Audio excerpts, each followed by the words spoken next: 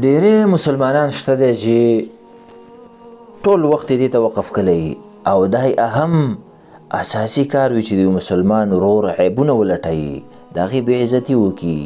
د هغې نقصانات راوسپړي، دا اهم کار وي.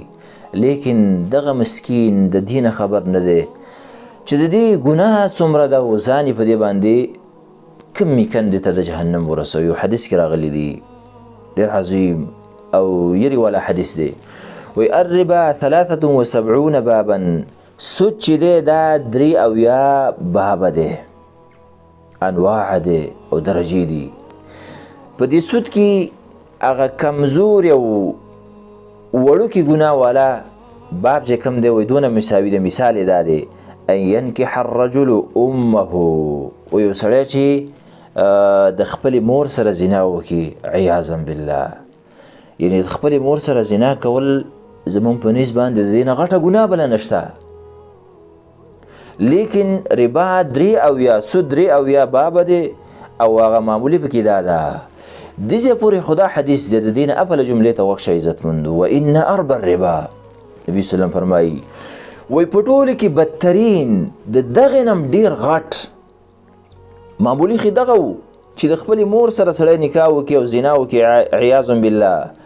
وی په دې ټولو کې ډېر لوی او ډېر قبح هغه دا دی عرض الرجل المسلم، د یو مسلمان ورور بې عزتي کول، استغفر الله، د یو مسلمان ورور عرض لټول، که هغه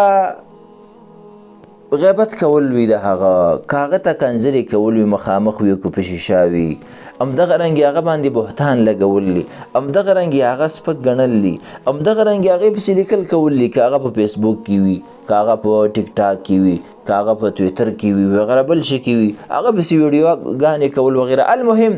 د یو مسلمان ورور بې عزتي کول چې په هره طریقه باندې سړی کوي، دا انسان په خپل زړه باندې پوهه دی، که په عام مجلس کې کوي، په خاص کې کوي، دا دومره عظیمه ګناه ده چې تاسو د حدیث کې واورېدله چې د سود معمولي ګناه دومره ده لکه د خپلې مور سره زنا کول عیاذا بالله، او لیکن د مسلمان ورور بې عزتي کول هغه د دې نه ډېره عظیمه ده او ډېره عظیمه ده او ډېره عظیمه ده. او څومره مسلمانان په دې مصیبت کې اخته دي، د ځان نه ناخبره دي، او بیا به ملا دا سوچ کوي او دا به امید یې دغه او دا به عقیده لري چې زما دپاره جنتونه دي هلته او زه منځونه کوم او دا کوم دا کوم. دا ډېره د افسوس خبره ده عزتمندو، د زړه دردۍ خبره ده چې د منځونو سره، د حجونو سره، د جهادونو سره، د زکاتونو سره، د سخاګانو سره، د عبادتونو سره سړی جهنم ته لاړ شي، هلته د جهنم په منځ کې پروتي ذلیلی او دغسې په ناخبرۍ کې ته به خبر هم نه وي او هلته به جهنم منځ ته سړی ولیږي. الله یې موږ د دې کار نه وساتي. عزتمندو په دې باندې ډېر سخت زیات پابندي په ځان باندې وکړئ. د یو مسلمان ورور عزت الله ته ډېر مطلوب دی، ډېر مهم دی د یو مسلمان ورور عزت، باید چې موږ احترام وساتو، ښه ګمان وکړو په مسلمان باندې.